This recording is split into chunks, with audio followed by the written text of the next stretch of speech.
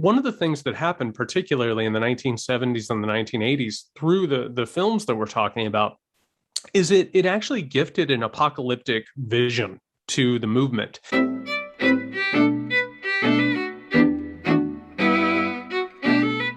Hi, this is Frank Schaeffer, and you are watching and or listening to In Conversation with Frank Schaeffer, which is a podcast of mine that my friend Ernie produces. And it also is live on Facebook as we record it, goes on YouTube, Twitter, and other sites online.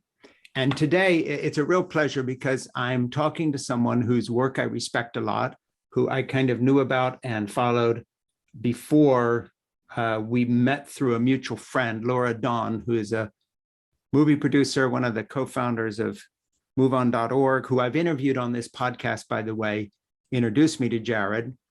And Jared Yates Sexton is associate professor of writing at Georgia Southern University. He's also an avid podcaster.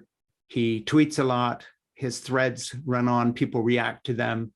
My producer, Ernie, cautioned us both because he knows that we feel passionate about things to not use bad words on this particular episode in case we get carried away and egg each other on. And one last thing, Jared has been doing a lot of work recently talking about what's going on in the Senate with Joe Manchin and some of the other folks there are kind of derailing the Biden agenda. So we have a lot to talk about. One last thing, Jared is someone who knows sort of who I am in the sense that he has studied in the area of the religious right and the rise of the religious right, knows who my father, Francis Schaeffer, is, has made some commentary on that. So we have a lot to cover. Jared, let me start by going the personal route first, and then we'll get to the politics and your work. You are sitting at a university right now where some people are vaccinated, others are not, because you are in a part of the country where a lot of white evangelicals and others are pushing against the vaccine for whatever reasons. In addition to which, you've made a study of the religious right and understand something about the roots of it that I come from. So talk about how you got where you are right now teaching at Georgia Southern University, and you teach writing, but your own writing seems to skew towards a lot of political commentary. Fit together your personal life a little bit for us. Tell us something about yourself before we get into the weeds on the issues. Sure. And thank you for having me. I've been looking forward to this for a while. So I grew up in Southern Indiana in an incredibly poor family of factory workers, miners, prison guards. And, we grew up in a very extreme white identity, evangelical right environment. It was the type of thing where you would go to church on Sunday, and while talking about the scripture, you would watch something by your father, or you would talk about the New World Order and how to be a soldier in Christ was to be ready for an apocalyptic battle with the forces of evil, which meant, of course, liberals, Democrats, people outside of America, puppet masters of the Jewish variety always. Yeah. And so I grew up in that environment, and I didn't realize when I was very, very little, I just kind of thought that was the world as it was. I thought everyone sort of grew up in that sort of an environment. I didn't start to understand what was happening until I got older. I was able to start putting together a lot of information that had been kept from me as a child. In those environments, you're kept from reading things, watching things, listening to things. And as I've gotten older, I've been able to piece together things and sort of re-educate myself, sort of work against that programming that I was raised up within. And over the last few years, I became a political writer because I went into Donald Trump's rallies back in 2016, and I would sneak in and I would report from them. And I think what I recognized at the time was that there was this growing authoritarianism and fascism. And the reason that I recognized it was because they were my people. Yeah. I recognized those roots. I recognized the things that I had been raised up with, and that the people I cared about were being radicalized. They were falling left and right to conspiracy theories, white supremacist paranoia, evangelical sort of fear mongering. And I realized that myself and others like me had been primed in growing up within these environments Mm. to disbelieve not just reality, but to violently disbelieve reality, and to basically be shoveled into this authoritarian sort of, path that we're on right now. So over the past few years, I've had to go back, re-educate myself in the history of the country, history of the world, and sort of understand where these things came from. So connect some dots for me in your, so I can understand your thinking, and also for people who are listening to this podcast, between the work that my father, Francis Schaeffer, and I did with the films, How Should We Then Live, on history and culture and art, ending with the abortion issue, and then the Whatever Happened to the Human Race series with Dr. Siebert Koop, that really was the beginning of the evangelical wing of the anti-abortion movement. How did that play into your own upbringing? What effect has it had on the present? And I'm going to fast forward and just say, it seems to me, and you can agree or disagree, but I still want you to go through the thing I asked you to do, that what we opened the door to was a very active theocracy movement that is really trying to replace the US Constitution altogether, piece by piece, with adherence to what they call biblical absolutes. Okay, that's a long mouthful, and I've given you far more than is polite to do to somebody, but riff on all that for a while. Well, like any conversation about this, we have to go back to something like ancient Rome. And we have to talk about like when Christianity started influencing politics and culture and becoming a dominant force. And one of the main reasons that it did was because of apocalypticism. The idea that at any moment you could say, oh, you disagree with me? Oh, the government isn't doing what I want it to do. Well, guess what? This is going to end in an apocalypse. And there's a difference there. And this is something that people need to start recognizing very, very quickly. There's a difference between empirical knowledge, such as what's the temperature outside, the seas are rising, and what we would call revealed knowledge. And revealed knowledge is the idea that a higher power or a godly figure hands down information to agents. And if you believe in revealed knowledge, then you basically can't argue with someone's political opinion or economic opinion because it was handed down from on high. Right. In this situation, what has happened is the apocalypticism of Christianity has been weaponized in order to create a political movement. In this case, we're talking about the evangelical right. Yeah. And the evangelical right in America is run through with what I call neo-Confederate ideology. Particularly, this is a white supremacist, racist idea of Christianity, which is that slavery, dominion of white people over people of color, genocide, all of those things are a byproduct of a racist God who believes that the white race is better than everybody else and should rule the world through revealed knowledge. And one of the things that happened, particularly in the 1970s and the 1980s, through the films that we're talking about, is it actually gifted an apocalyptic vision to the movement. And it said, we are entering into, and postmodernism is what keeps being said, but actually it's individualism. It's the idea that people of color and women and gay people should be able to live their lives. Yeah. And when you start moving into that idea of pluralism, or the idea that there isn't some sort of a Christian domination of society, the idea was that, well, this is what leads to the collapse of empires. This is what leads to chaos. And if we aren't able to establish some sort of theocratic control, which is where we're at now, we have a lot of people who are trying to basically subvert the Constitution of the United States and all other ruling orders in order to impose a religious theocracy. Yeah. And the problem now, and this is unfortunately the place where we are and why we're in a moment of crisis, they're trying to unravel democracy.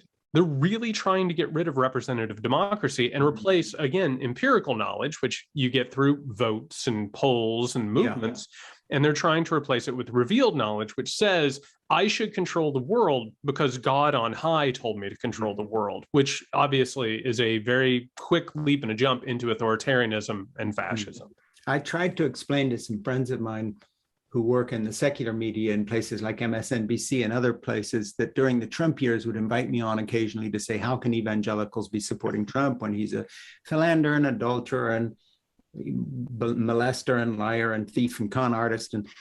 And how can they not see this? And they're so hypocritical because they were down on Bill Clinton for a very minor matter compared to everything that Trump has done, and so on and so on. And I would try to explain to them something of what you're saying. And the way I would put it is this: I'd say, listen, you have to understand that Trump is no longer, for these evangelical voters, a political figure. He is a fulfillment of biblical prophecy sent by God to do things like put the US embassy from Tel Aviv to Jerusalem in order for Jesus to come back more quickly in the Christian Zionist movement. He is someone who is going to roll back Roe v. Wade through whatever means. He's putting people on the bench from the Federalist Society from a checklist that Ralph Reed and Franklin Graham gave him. He's no longer seen as a political figure, but a fulfillment, a prophecy, a stepping stone to the— a divine agent. Yeah, a divine agent. And in that regard, you have no more purchase in terms of arguing the facts than you would, for instance, to go to a Hindu nationalist or a Wahhabist Muslim in Saudi Arabia and say, hey, to some Saudi imam, where is the definitive scientific proof that Mecca is what you say it is? Or how do we prove the virginity of Mary? Or give us the scientific proof of the resurrection of Jesus? You're on another plane at that point. And I said, what my secular friends didn't understand is that Trump had transcended, not through his own cleverness, but through the machinations of some religious leaders like Ralph Reed and Franklin Graham, who presented him as having transcended normal American politics, and now he's a divine agent. And in that case, criticizing him is useless, because then you become a biblical figure like King David, and yes, he committed adultery, and yes, he murdered somebody, but God still used him. And these are the mysteries and so forth. So I don't think a lot of folks in the media particularly have a real handle on the power of something becoming a matter of theology and faith, and how that just takes it off the table, whether it's climate change, vaccine resistance, or adherence to Donald Trump. Can you comment on some of that? Oh, for sure. One of the things that 2016 made readily apparent to me, and this was naive now looking back on it, but I didn't understand that our media and political class have no real understanding of what's happening within the middle of the country. Right. So when they say Christianity or they say religion, most of them either are not religious or they have viewed it as sort of a cultural binder.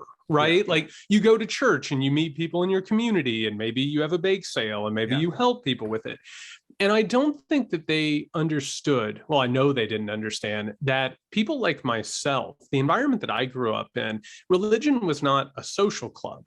Mm-hmm. It was a political movement. Yeah. It was honest to God, it was a white supremacist construction. Yeah. It was this idea where we were told that there were evil forces who were conspiring against us. And for people who haven't realized this yet, the New World Order, deep state, QAnon, all of that, it's religious conspiracy theories that explain political trends. So when we talk about the New World Order, what I grew up in, it was the idea that Satan and evil people were working with traitors in the country to undermine America. Mm-hmm. And they were doing it to fight God because America was God's chosen country. Mm. Well, when you believe that, all of a sudden politics becomes a life or death struggle. All of a sudden we're talking about extinction. All of a sudden we're talking about people taking your guns, running into your house and, raping your wife and you're taking your children. That's literally what you're being told. Yeah, you're told that's what's going to happen if, quote, these people take over. I think, there's a direct historical analogy. You were talking about, we went back to ancient Rome. So I'll go back a little less distance to the 1920s and 30s. And talk about the fact that there was a whole element of the American left who for years had a kind of a blinkered, blissful ignorance about what Joseph Stalin was really doing. Yep.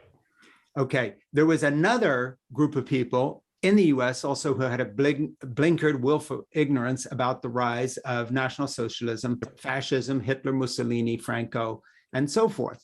There's a direct analogy here. Basically, they didn't know anybody quite like your average SS officer, so they couldn't quite imagine this was real. They had imbibed something of the socialist and communist ideology in the 20s and 30s in a certain intellectual American class, and so they were not ready all the way up into the 1950s to actually talk about Joseph Stalin in real terms. I think that when I look at the media covering, for instance, the victory of Donald Trump, and they talk about things they feel safe with: economics, the Rust Belt, jobs going to Mexico, technology taking over and pushing people out of work, things they feel safe because it's territory they understand.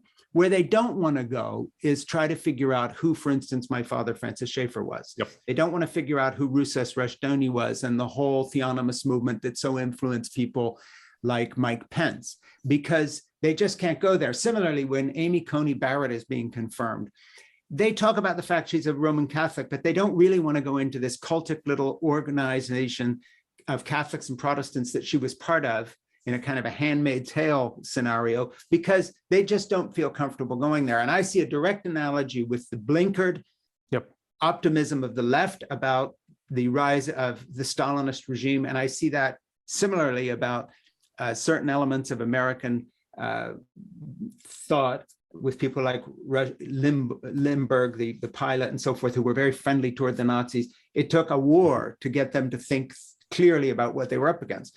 What is it going to take to get secular commentators in the academy, but also in the media particularly, to pay attention to the fact that it isn't just about the Rust Belt, lost jobs, Appalachia, and all the rest of this? There's something far bigger going on when it comes to the religious right and the rise of this white nationalism.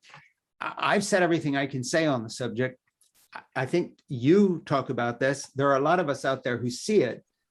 But aside from once in a while, Rachel Maddow or Joy Reid or someone picking this up on MSNBC, the odd article or two in the New Yorker that quotes somebody, it has not yet become a theme that is covered extensively and deeply in the media. Why not? And what can be done about this in terms of alerting folks to take this rise of religious white nationalism seriously in this country? Well, it has a lot to do with how we're treating Donald Trump at this moment. Like, the media wants to imagine that Donald Trump was this one-time aberration, that he just happened, and now that we're past it, everything's fine. And the reason is because, first and foremost, we have to acknowledge that the media is a privileged class. Right. The people who are on the networks, the people who are part of these legacy institutions, they're the sons and daughters of people who are already there. They come from wealthy families. They come from an already privileged class. So what you're talking about is deep, fundamental, foundational stuff. Mm-hmm. Like, we have to take a look at the fact that Donald Trump was not the disease. He was a symptom of a much larger problem that has been just brewing up in this country. Yeah. So all of a sudden, to start talking about inequality, to talk about white supremacy in our institutions, to talk about how religion has not only been corrupted, but was corrupted from the start within this country, to talk about genocides, to talk about, exploitation and slavery, to actually get into the foundation of it, these people have to start looking in the mirror and realizing that the meritocracy they thought that has served them never really existed. They are actually the byproducts of a completely rigged white supremacist patriarchal system. So they're incapable of doing it. That's the problem, is that they are inextricably linked to this problem. What we have to do is we have to start elevating the voices of people who recognize this stuff. Mm-hmm. We have to start injecting the conversation with people who not only have lived this, but have been immersed in it. And, the people who recognize this thing for what it is, and, you brought up earlier this hypocrisy of Christianity. Anybody who grew up in a church in this country knows it. Yeah. They watched it. I had I had one pastor after another who abused their power and took advantage of things. We have televangelists who have done that for decades. Anybody who's been around it knows it. They know how Donald Trump co-opted this movement. The problem is the people on the outside who don't recognize it are the ones who define the conversation. Well, and this, I'll go to something more serious in a minute, but facetiously I've said, and it's unfortunately all too true, that the evangelicals were groomed to accept Trump by two things. First of all, from their mother's knee, they were told that everything that isn't in the Bible is fake news. So they already were thinking that way. Climate change and the rest. And secondly, their own pastors of the big churches and their own televangelists and leaders were con artists to the bone, like Trump. In fact, he was sort of just one of their own. In other words, the whole way he operated fits in all too well with somebody like Jerry Falwell Jr. He's a televangelist. Escapade. Now, let me turn the page here a second. I'm talking with Jared Sexton. Jared has written a book called American Rule: How a Nation Conquered the World but Failed Its People. Let me turn the page here a minute, Jared. Just say that I'd like to talk about that book a little bit and what you tried to present there, if you want to give us a thumbnail. Yeah, very quickly. And by the way, it's available in paperback now. Yeah, American Rule is a retelling of American history. And basically, when Donald Trump was elected, it disrupted my entire idea of what the American story was. So I went Yeah. back to the very beginning. And from the very beginning, I found that this country was founded by an aristocratic movement, a white supremacist patriarchal movement, and that they not only created a country in order to help themselves, but they adopted these myths, including Christianity, American exceptionalism. And so what I found was that all of these things we're talking about, these stories, the things that your father, of course, trafficked in, are incredibly useful for hiding the actual machinery of power, which is that the wealthy and the powerful have continually sort of operated underneath the veneer of these mythologies. And basically, it's a retelling of American history from the beginning to the current moment that explains how that's happened. And what's been the reaction to the book? How is it done?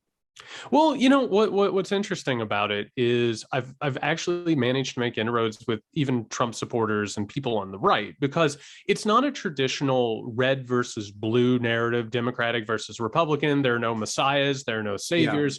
It's an actual material conversation about America. And the thing is, the people that we're talking about who are won over by these conspiracy theories and religious paranoia, they kind of have a sense of what's actually happening. But these stories that we're talking about are convenient, right? They sort of help you arrange things. But when you start actually taking a look at how power has actually worked in this country, when you start to recognize how people have actually been exploited, all of a sudden those old mythologies can be dispersed. When American Rule came out, were you using it at all within some of the teaching you're doing, or is that entirely separate? And the full title is American Rule: How a Nation Conquered the World but Failed Its People. And by the way, we'll put links to your book, to you, to everything you do, wherever this goes, wherever it is. So anybody who's trying to remember all this stuff while they hear this episode of In Conversation with Frank Schaeffer is going to be able to find Jared Yates Sexton's material easily by just coming to any of our sites and clicking on the link. So again, was the book part of your writing, your teaching, not about writing, but were you able to fold this into some of your interfacing with students, or was it something you're doing to that differently? Well, so basically what I've tried to do, and through my work, whether it's American Rule or, I did a book on masculinity in crisis, and I did another book on the 2016 election. I'm doing one right now, which is reconsideration of Western civilization. And when is that coming out? That's coming out next year. Okay. Which talks about how Christianity was used to hide power throughout world history. But basically what I've tried to do is I've tried to push forward my writing, whether it's in there or in Twitter or on podcast form on the Muckrake podcast. I've been doing it to try and educate people, because the only way that we can actually find our way out of this crisis is to get rid of that ignorance. Because as long as we're sort of hidden by those mythologies and those stories, it's like Plato's cave, right? We're watching shadows on the wall, which is what's happening. And I truly think the only way that we can actually get out of this is to start to understand the material conditions and historical conditions. And once those become evident, it becomes very obvious what we need to do and how we need to do it, and that we need to do it quickly. So I've tried to turn this into an educational opportunity. Talk a little bit about your podcast, because of course you use that as a vehicle for some of these messages as well. We will link to it. People will find it, but talk about what it is a little bit. And like I say, we'll make it easy for people to go listen to it. But when did you start that? Is it with somebody else? Is it by yourself? What do? Do you bring guests on? Do you take it a week at a time? How many are you doing? What kind of subjects are you covering? We do 2 episodes a week, and I do it with my co-host Nick Hauselman. So basically what we decided to do about 1.5 years ago. And who's Nick Hauselman? Nick Hauselman actually is a basketball analyst who is sort of like an incredibly thoughtful, insightful, but also instinctual, like political analyst in his own right. And so basically we decided about 1.5 years ago that what was missing in media wasn't just talking about current events, but it was talking about current events, but giving it the historical context. So for instance, you had mentioned that I was writing about Manchin and cinema. Which I want to get to after you do this, by the way. Yeah, so all of the conversation about current events is, oh, this is happening, X is happening, Y is happening. But we always have this instinct to not really get into how it happened, or what are the precursors. So basically what we're trying to do is to put current events and the current crisis into context with historical background. So we're trying to dig deeper into these stories so we can give people actual understanding as opposed to just sort of cliff notes. And how's it going in terms of reception and people watching and listening? Do you do it on various things? Is it just audio, or can people watch it too? And we do an audio version. We have one free show every week is up on YouTube as well. It's going really well, and one of the things that has been heartening to me, and this is through the podcast and through the books and all the things that I'm doing, is that it really does seem like there is a group of people out there who they want to know the truth of what's happening. They want that complicated story as opposed to the 5-second soundbite on a CNN, which completely evaporates any sort of a context or understanding. Well, it never gets into the things that we've been talking about. It's always, you've heard everything that you hear, you've heard somewhere else. It's really groupthink. And then you get in there with something different and it goes by very quickly and so on. So, that's great. I have a question for you. The way we're going to get to Manchin in a minute and cinema, but I want to take a little detour here with you. You know that for the last 5.5 years, I've been working on a project to sort of undo what I call the fake family values we were spreading back in the 70s and 80s. And of course, our fake family values were thinly veiled misogyny in this idea of biblical manhood and womanhood, in which biblical womanhood is subservient to manhood at every turn. So it's very much the Taliban, with the veiled woman walking a few steps behind the male companion, except the Western white evangelical version of that, which is the wife obeying the husband. A lot of corporal punishment within the families, spanking, this kind of thing. A very male-dominated, rather brutalized culture. And of course, there's a lot of homeschooling and so forth involved. We were very much involved in that, in the sense that as we rolled out our film series, Whatever Happened to the Human Race, gave credence to this sort of wing of the evangelical fundamentalist incursion into what had been a Roman Catholic movement up to that point.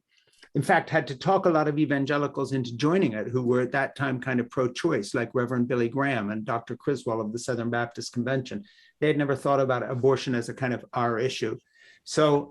But anyway, I've been trying to undo some of that, but also go further and say that one of the problems we have in our culture, besides ignoring the fact that the right and the white nationalist movement and the evangelical movement have sort of become the same thing, what we're talking about is another issue that really actually has a lot to do with this. Because had it not been for the evangelical white blessing of corporate American shareholder interest values in the 50s and before that, it would be almost impossible to imagine the situation we face now, where, for instance, businesses have been designed to sort of service the corporate idea of male jobs. Women have been allowed to join, but only on terms that the traditional, well, actually, it's not traditional a long way back, but the 1950s, 60s idea of sort of the breadwinner and so on. I'm trying to do a little bit of that and say, look, we need to give people real choices when it comes to family values, whether it's paid leave or childcare or rating success of an individual based on the quality of their interaction with other people in the community and so forth, and not how much money they make or their job title. And that book comes out November 2nd, Fall in Love, Have Children, Stay Put, Save the Planet, Be Happy. And it's a conventional title aimed at saying none of these things are conventional. Fall in love is not just fall in love romantically, it's fall in love with the culture around you and try to change it. Have children, right now, you're my child, I'm your child. We're parenting each other here in the sense that I'm trying to bring people who listen to me to your table, vice versa. So what I'm trying to tell you is on the fake family values side, because of your own background, understanding this, besides the hypocrisy of dressing up a white nationalist movement as kind of Christianity, we dressed up a kind of an authoritarian patriarchy as Christian. And it's not. It's not even biblical according to actual biblical study, let alone anything else. talk a minute before we get back to Cinema and Mansion about your views of patriarchy and the burden that women, particularly, and the gay community and non-binary and others have had to bear because of this. And these fake family values. Talk about the fake family values that I've spent 5.5 years exploring in this book that's coming out. Let me get your thoughts on this, and then we'll move on. Well, I want to start real fast with the corporate ideology. And, you know, one of the things that I found going back throughout history was that when the corporation was founded, it was explicitly founded on slavery, and it was explicitly founded on colonialism and exploiting cultures. And if you want to talk about family values, like these corporations were basically the way that nation states went to other territories and they separated families, they abused them, they killed them. They made sure that they didn't grow up together, which is also how the corporation works already. Everything you just brought up is something that a corporation would release in a PR statement, right? We're all for families. We're all for people really being there for their communities. Yeah. But the truth is that capitalism, or hypercapitalism, which is basically where we're at this point, and this is corporate ideology wrapped in this idea of family values, it is explicitly anti-family. It is explicitly anti-communal. You are supposed to be away from everybody else. They want people atomized where they don't have good relationships. They don't have community. And on top of that, this giant neoliberal idea, you can't trust anybody. How could you ever work with anyone? They're your competitor. You need to crush them, which is also the idea that, you know, if you want to talk about the prosperity gospel, that's where we took Christianity, of course, and turned it into the worship of capitalism and took it into the worship of exploitation. So and worship of money, and you're defined by how much money you have or are making. Exactly. And this is riddled through American capitalism in particular. There's a reason why, as capitalism sort of comes into full bloom, that's when America does as well. And that's, of course, why corporate capitalism finds its home here in America. And we see this exploitation that you're talking about. And what has that exploitation done? It has lifted up white men, this patriarchal order. It has treated them like they are the gods of their own destinies. And by the way, everybody else is there to serve them. Women are there to pick up the slack, to keep the home. They can never, ever possibly go after their own dreams. Any nod, by the way, towards equality, whether or not it's racial or gender equality in this country, it's all PR stunt. None of it's real. This is it's like the oil companies taking out their environmentally concerned commercials. I mean, it's the equivalent of a Nike bringing on Colin Kaepernick, while meanwhile, you know, they're exploiting, you know, men, women, and children of color around the world. So what we're actually talking about is an institution that is based on white patriarchal supremacy that hasn't gone away. And actually, it's only increased over time, and it's been hidden underneath the layers. And unfortunately, evangelical Christianity and corporatism come together really, really well, and they take care of each other. And one of the things that I keep finding in my research, and this is unfortunately, I think, pretty important for the current times, those corporate powers, that sort of sense of hypercapitalism, they always turn to fascist. They always turn to authoritarians, because those are the people who will go into the streets and they'll beat down the people who protest. They'll crush the skulls of the people who call for reform. So all of these things go hand in hand. And what you're actually talking about, this agenda of actually putting people first or putting families first, is completely antithetical to the so-called, you know, family movement or Christian movement or corporate movement. This is actually a radical revolutionary departure from what they believe. Yeah, and you really see that very clearly, for instance, in what's happening in Texas and around the country, with women, again, being in the crosshairs of the religious right and others over access to abortion. And of course, you know, as I say in my book, you know, I would believe someone if they said they were pro-life, if they then showed me their legislative agenda for start with paid family leave, where men and women would both be encouraged to take off not a month, not a week, but a number of years with pay or government subsidy to care for young children at home. And they could swap, and men would do this as much as females, and females as much as non-binary people. I would believe them, you know, when medical care was free. I would believe them when essentially education was the number one priority of the US government instead of foreign wars, et cetera, et cetera. Since none of that happens, obviously, there's no such thing as a pro-life movement because they're not actually pro any life at all. They are just against women having choice. What I think this is so similar to is this idea that, I encounter very much when you have, a son in the Marine Corps, which I did, who volunteered and fought in Afghanistan. And that is all of a sudden, that's where everybody that I knew in a more sort of upper middle class, that's where their patriotism completely ended, because he came from private school. He went out of high school into the Marine Corps. This was early, in the late 1990s, before 9/11 and so forth and so on. And he did it as a kind of a lark, but it was so interesting to me that the class from which he came really wanted to know what had gone wrong with him, that he would do this, as in it was unthinkable to them, for them to actually put their money where their mouth was and actually have a family member serving, because for them, where he belonged was in Harvard or going to a business school of some sort, joining this kind of capitalistic, white, privileged elite, not slumming around on Paris Island with a bunch of people who, had no, quote, better options. You really see it coming to bear in that environment as well. So anyway, I just want to have some, I think this is a good segue into the hypocrisy of Sinema and Manchin, who purport to be Democrats, basically undermining a legislative agenda, which actually would do what we're talking about in terms of fighting for some actual family values. And one thing that struck me about what Joe Biden's trying to do in terms of taking care of families is that it's a very tiny start at the beginning of what could be an actual package of legislative change that would help children, would help families, would help women, and so forth.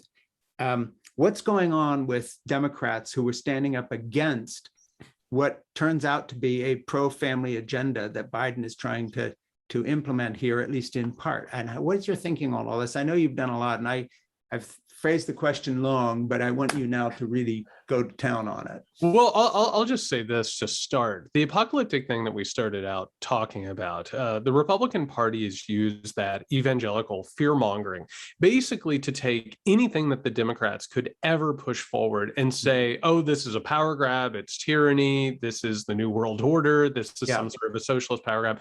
And I want to be very clear about what Biden is doing right now.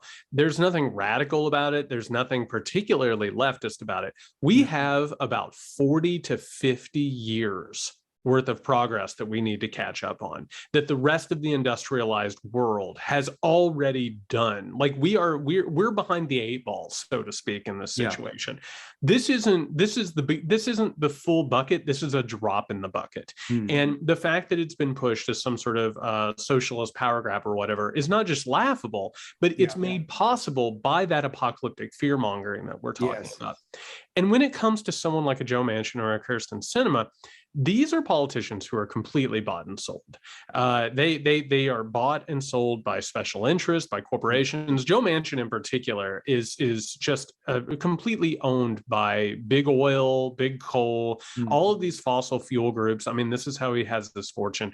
And they are, for lack of a better term, they are neoliberals. These are people who believe that the government really shouldn't do anything for anybody. Like and in a way, they agree with Mitch McConnell on this. The only thing that the government is supposed to do is redistribute wealth from the people down at the bottom up to the top. And by the way, the prosperity gospel and evangelicalism say that's what you're supposed to do, because those people are chosen by God. If you're wealthy, God has smiled on you, and now you can go ahead and decide where to put money. And so with Sinema and Manchin, what we are actually watching are two people, and they're not the only Democrats who believe this, by the way. They are the people who take all the fire for those people, because those people are afraid that they won't get reelected if they actually say what they believe.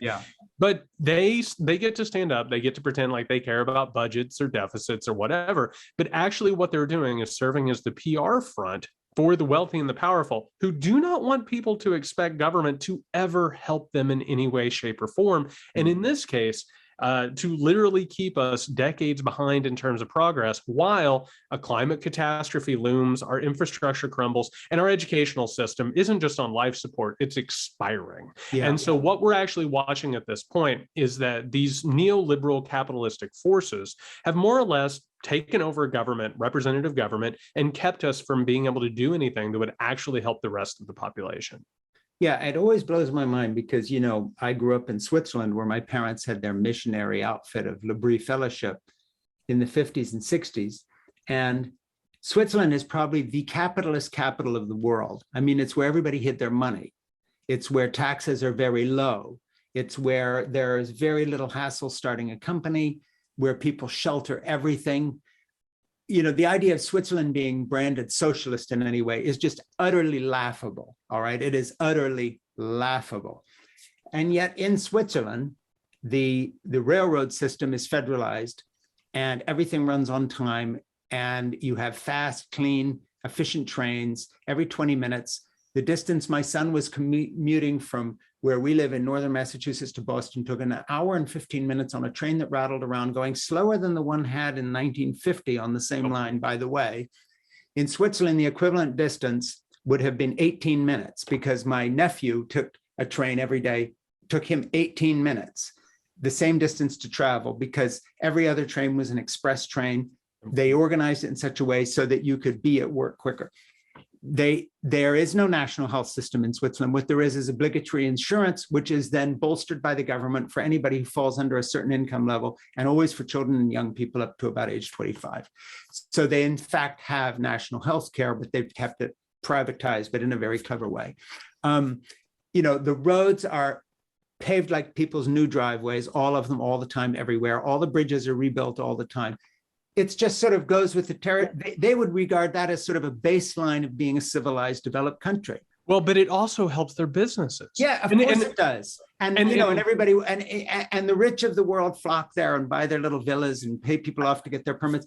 So it's, you know, having grown up there and knowing Europe quite well, and then talking to American people on the conservative side who brand sort of no-brainer, common sense, just take care of your country stuff as socialism, is mind-boggling. And then when you look at the plight of single women here who have babies, or that corporations take the best years of a woman's life and then say to her when she's 47, okay, spend $180,000 on IVF, and maybe you can have that one child because we're done with you now. We've wrung the last scrap of juice out of your life.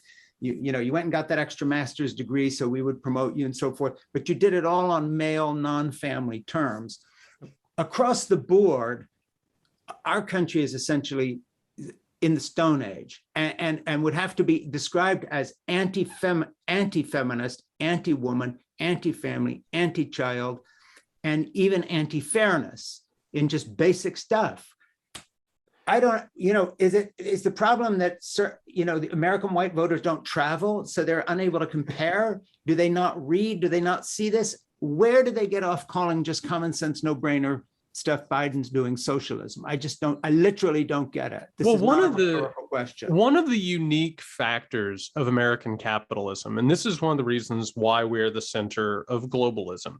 If you actually go back and look at what Reagan unleashed on the world and eventually what free trade built in the globalist system, we have now exported American capitalism around the world. And the uniqueness of America, and this is the reason we're decades behind everybody, all of these other societies, particularly post-war, they were like, we need to build up social safety nets. We need to build up at least some sort of a society that reflects a society that gives back to the people.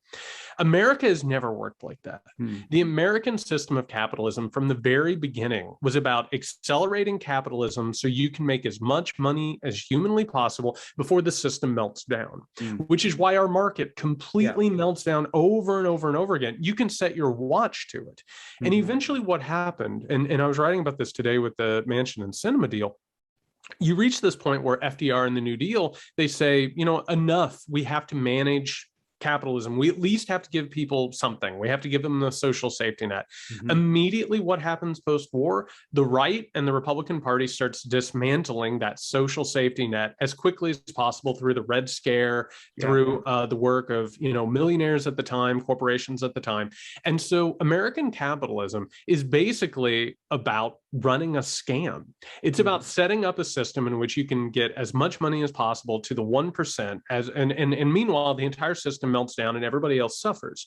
Well, in the past, all these other countries, they had what you were talking about, which are roads. They had education, they had healthcare. Because even economists who care about capitalism will tell you workers work better when they're healthy and when they're happy. And you're going to have more innovation if you have education. You're going to have, you're actually going to have a better system if you give people roads and healthcare. Well, or pay a parent.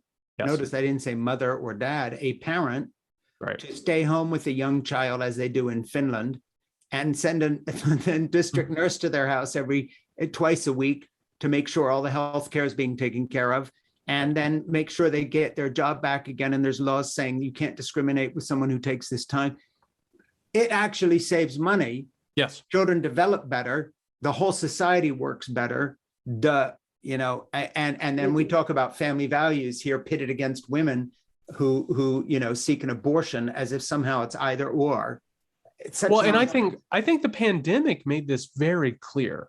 Yeah. Everybody knew from the very beginning of the pandemic that in the long run, if we shut down the economy and just had people stay at home for a little bit of time and took it seriously, the economic decline would be short-lived and people would make more money over time. But the American idea of capitalism said, no, they will go to work and they're going to die.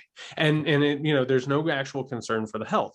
So what actually happened here was that all of these circumstances you're talking about were exacerbated because American capitalism is about getting rich as quickly as possible. Yeah. And it's, it's like musical chairs.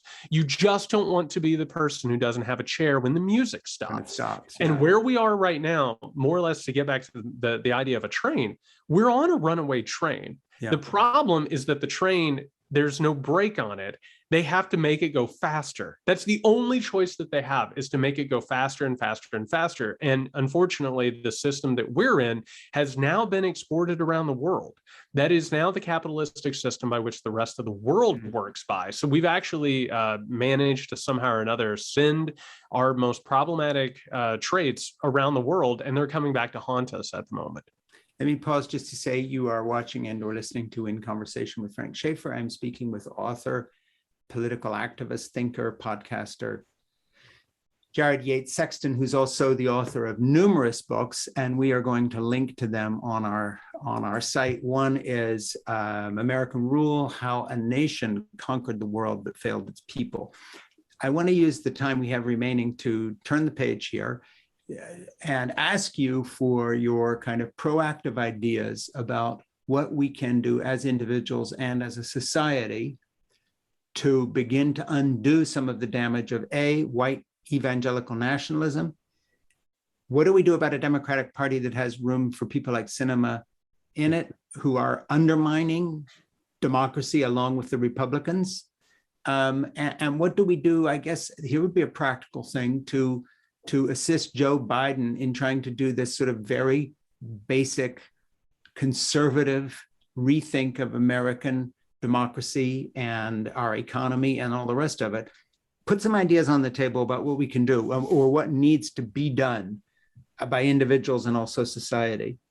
Well, I always break it down into a three-part plan. One is get educated. You have to understand where we've come from and where we are, because the conversation that we've been having for the past 40 minutes, this isn't going to be on CNN. This isn't going to necessarily be in the New York Times because there's no room for it. And on top of that, it's sort of, to bring it into another realm that I think we're both familiar with, it challenges orthodoxy. Yeah. Right. It challenges the official story. And the official story is that America is great and there's nothing that America can't do. And, Donald Trump was a brief blip on the map or whatever. We need to actually get educated about American history and actually how power works and how economics work. And they're very, very complicated. But we have to do it because we have been taught that citizenry is a passive thing, right? Like, no, don't worry about politics. Maybe watch it on the news like it's entertainment, right? Because that's what cable news is. It's entertainment. Yeah. It's a story of, heroes and goats and saviors and messiahs and passion plays. Yeah. Well, that's not what citizenry is. Citizenry is actually understanding how things work. Mm-hmm. The next thing that I say is that we got to get organized. And on that first one, by the way, read American Rule, How a Nation Conquered the World but Failed Its People. I mean, serious. If people want to follow up with Jared, I mean, read his book. As a writer, you put your best shot into the book because you've had time to think it through and so on. So you should read that. If you want to get more educated on what this country's about, read Jared's book. Okay, go ahead. I appreciate that. Second point. The second point is get organized. And whenever we say organized or solidarity, a lot of the time we're talking about labor unions or we're talking about, mass action together, which absolutely that's part of it. But I also think there's a much easier and also personal part to this. What we've been talking about today, this crisis that we're in, and what the evangelical right has wrought and what capitalism has wrought as well, is an atomization of society. We have been completely pushed away from one another to the point where, this is going to sound lame, but you don't even necessarily know who's in your neighborhood. And or Amy Coney Barrett interpreting religious freedom as saying a mega church could keep meeting even though it becomes a center of disease, totally antisocial against everybody in the community, but that's their right in terms to maintain because they've translated that as a belief system. Talk about atomization and pushing no common sense of, hey, wear a mask, get vaccinated, take care of your neighbor. Even that is gone in the name of Christianity. Well, and the thing that I never got taught, and I've moved beyond Christianity because obviously I was indoctrinated into it and I still have my misgivings. But it's like one of those things where you actually look at what modern American Christianity is. It's an appeal to a deity to reward you, to get wealthy and to gain power. What we actually need to talk about is how to create a community of people who take care of one another and recognize that we're all interconnected. Yes. And this is one of those moments where it's not just personal relationships, familial relationships, because by the way, the people in my family who are getting lost in conspiracy theories, who are going down QAnon rabbit holes, who are being radicalized via white supremacy, they're lonely. They're afraid, they're lonely, and they're powerless. And being taught that there's a messiah out there or that there's some sort of a new world order type situation, it makes it feel like it's out of my hands. I have faith that somebody like a Donald Trump will take care of it for me. We need to. Speaking of which, it's very sad because any study of evolution, speaking of this book of mine on real family values that's coming out, shows you that if evolution has taught us one thing, it's that we are our brother's keeper, as in you and I wouldn't be having this conversation today unless in hunter-gatherer stages and earlier before that in our primate development, people hadn't shared stuff. I mean, you're only here because somebody stopped on a forest trail once and picked up a crying baby and took it to a village. I mean, go roll the clock back far enough. It's the survival of the friendliest, not the survival of the fittest, or nobody's here. And so, yes, we do these terrible things. We kill each other, we torture, we have wars. But the basic view of human nature can be optimistic, not based on some revelation in the gospel, but just by the fact we're here with all our proclivities towards division and violence. So what's so crazy is that Christianity that is supposed to preach these things is against the very thing that actually evolution teaches in terms of survival. Okay, end of. Well, Frank, it's interesting you bring it up like that because in my research for the book right now, I'm actually back at the turn of the 20th century where all of these Darwinistic theories are sort of taking off. They're coalescing into eugenics, they're turning into the Nazi party. And basically what happens at that point is that American capitalists start combining Darwin's quote unquote theories with capitalistic enterprise and struggle and Christianity. They start saying, God made sure that all the resources were in different countries. So we all had to create free trade to unlock his plan. And then all of a sudden that moves into, we should sterilize these people. These people should be killed in camps. That's where it all went wrong, is when all of these different theories were misapplied and they were turned by the wealthy and the powerful, using the stories that you and I have been talking about into a means of exploiting people so that they can become more wealthy and more powerful. So let's get back to point 3 now. Recap point 1 and 2, like a sentence for each, and then lead us to 3. So number one is get educated, understand exactly how we've arrived here and what's actually happening behind the mythology that we've been talking about. Step two is get organized, and whether or not that's in your working place or in your personal life, start reaching out to people, building actual human connections based on real human interactions. And then number three, I say get angry. Because quite frankly, I am like people in my family, they live shorter lives because they've been exploited. They live shorter lives because they were raised up in that indoctrination that you and I have been talking about. And on top of that, like you can live a better life.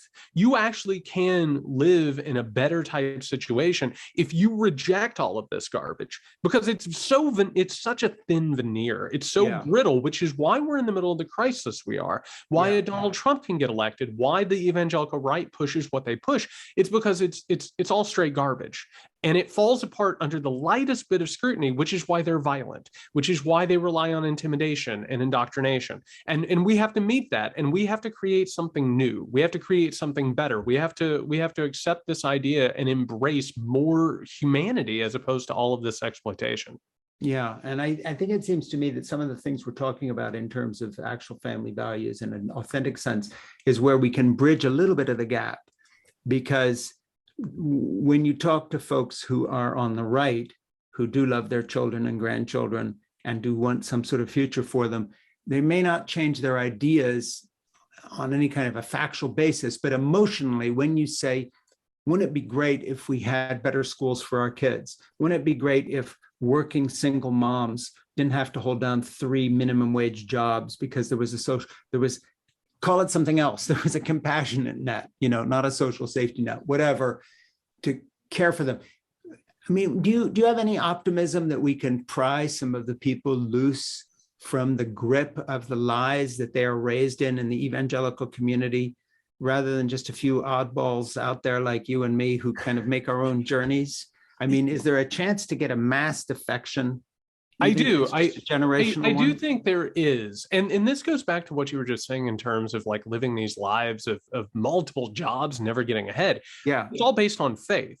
That's how the wealthy and the powerful have used Christianity to radicalize people. It's your life may be miserable right now, but if you pray enough, you do enough, you're loyal enough, you'll receive heaven on earth. Blessings. Yeah. And this idea of a theocratic dictatorship that has been pushed obviously for decades, and you know very well, those people wouldn't be raised up into any position. I mean, they would be the people who would still be laboring and toiling. Yeah. And it goes back to what I was saying, which is when I used to have people, whether or not it's because of American Rule or any of the other writings that I do, when I talk to people, working class people, when I talk to people in middle America who are lost in these conspiracy theories, who support Donald Trump, when I talk to them and we stop using... And you went to the rallies and reported, so you were talking to them. Oh, yeah. And I'm talking about family, community members, all of them.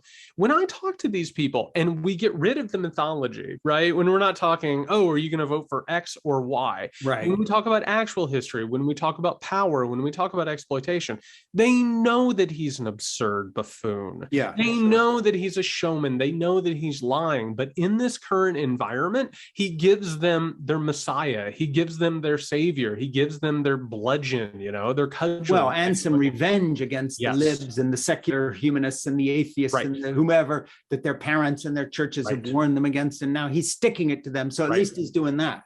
The question at this point, because American politics, and actually politics around the world are turning this way, American politics have turned into, can you hurt my enemy? Like there's no conversation, particularly among the Republican Party, which doesn't have a platform, right? They literally do not have a platform. The only thing they do is they lower taxes and regulations. That's it. The entire purpose is, if you get elected, will you make life more miserable for the people I don't like? The answer to that, the antidote to that, which is what Joe Biden, I think, is coming around on slowly and needs to hurry up on, and the Democratic Party needs to recognize once and for all, you need to give people something as opposed to taking something away from their enemy. If we can start talking about, this is where we're going, this is what we should do, here's how life on Earth can be better, as opposed to antagonizing your enemies like trolls and villains. How do we get there? And I think there is actually a possibility of that. And I think as this crisis grows and grows and grows, I think we're going to see more of it. What can we do about people like Manchin and Sinema and their obstructionism? And what can we do to help our president realize some of the things you're talking about, which is actually do things for people, which of course the Republicans are trying to stop because they know that people will actually be grateful to have those things done for them. It's a very vicious loop. The first thing that we have to do is we have to reject the idea that just because somebody has a D next to their name, that they have the best interest of the country at heart. Mm-hmm. That's not true. Mm-hmm. We're in a two-party system at this point. To put an R next to your name is basically to say, I endorse some really grotesque stuff, right? But it doesn't mean that everybody who has a D, who is a Democrat, necessarily is for the good of the people. Mm-hmm. We need to reject that because I see a lot of people struggling to understand why Manchin and Sinema act the way that they do. Yes. And people need to understand that the Democratic Party is not ideologically pure. It's not even a leftist party. It's a center-left, center-right party. So when you start recognizing that their tent has to be extra huge to make up for the fact that Republicans are often authoritarianism, you can start to recognize we have to find other people. We have to find people who actually have a plan for how to make things better, as opposed to Manchin and Sinema, who perform for cameras as their PR fronts for corporations and special interest. Yeah, we're going to wrap this up in a moment. Again, this is In Conversation with Frank Schaeffer. I am Frank Schaeffer. You're either watching or listening to this podcast. If you like it, please like it in the online sense and pass it on. Share this with other people. I've been talking with Jared Sexton, who is the author of many books: American Rule, How a Nation Conquered the World but Failed Its People. And Jared has an open invitation to come back anytime. Jared, please, let's do this again. Maybe you can start yet another podcast and do one with your friend and start one with me too on like refugees from the evangelical white supremacist movement. Now I'm in. I'm 100% in. Let's do one once in a while, or have me on and we'll do it. We'll see what your friend brings to the table here on this discussion. I have a new book coming out in November 2nd, which is a few weeks from now. Time's flying. Amazing. Fall in Love, Have Children, Stay Put, Save the Planet, Be Happy comes out November 2nd, and you can do me a favor and pre-order it so that it takes off well. And Jared, I hope that people click on the links to all your sites, buy your book and books, but especially the one American Rule, and go start watching your podcast and make sure that your voice spreads, because what you're saying is really, really, really important. So I thank you for taking the time. Any last word from you, and then we'll call it a day. No, I just have to say, Frank, I've admired you for a while, and I've been looking forward to this. So I truly appreciate it. Thank you so much. And please, let's do another one soon here with me. And lastly, if you think of something we could do together, I know this sounds like we're talking offline now, but I mean this as well. So this isn't PR. But contact me, because maybe we can do an event at your school. Maybe we can do a Zoom thing. Maybe we can do something else on any topic that interests you or intersects with something I'm doing, or one of your books, or one of the things I'm doing, because I think we have enough in common that we could help each other get that word out. So if you think of something, just get in touch with me. Well, I want to pick your brain on a lot of stuff. So I'm going to take you up on that. Same here. We can do a Steinbeck Travels with Charlie and get a truck and a dog and head across the country talking to right wingers and changing minds. We could do that. I love it. I absolutely love it. I just hope the truck breaks down all the time. That's all I care about. Talk to you soon. Thanks, Frank. Thanks, Jared.